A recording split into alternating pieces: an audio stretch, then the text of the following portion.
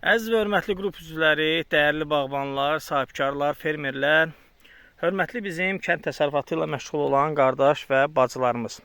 Bugün istərdim mən sizə biraz gilas haqqında danışım, gilas barədə məlumat verim.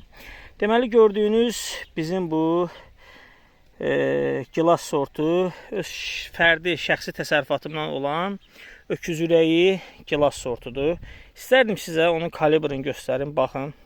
Maşallah olsun, bu il üçün olan kalibrə baxın, artıq 4-5 dənəsi adamın ovucunu tutur.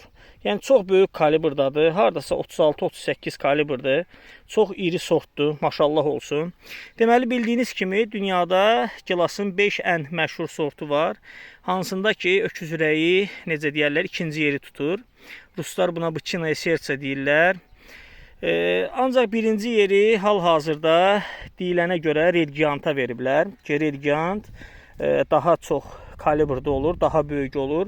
Sadəcə mən göstərmək istəyirəm ki, baxın, bizim dədə-baba sortları heç də xarici sortlardan geri qalmır.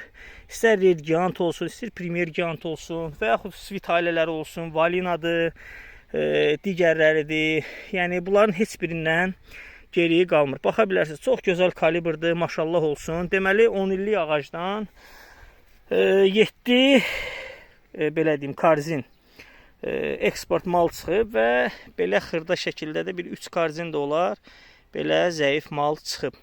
Yəni, bu il məhsuldarlıq biraz aşağıdır. Belə deyim, keçən il bu ağac hardasa 12-13 karzin, bax, bu formada eksport mal vermişdi. Bu il isə biraz zəifçilikdir. Yəni, mənim əsas demək istədiyim nədir? Bəzi insanlar sual verir ki, qardaş, mən öz bağımda maksimum üzərində və yaxud VSL, Gizel üzərində öküz ürəyi əkmişəm. Necə olacaq, nətər olacaq, xarici sortlardan yaxşıdır, pisdir. Bax, bu sualların cavabını məncə mən artıq verdim. Yəni, əgər bizim yerli əsl öküz ürəyi sortunu əkimsizsə, heç nədən narahat olmayın.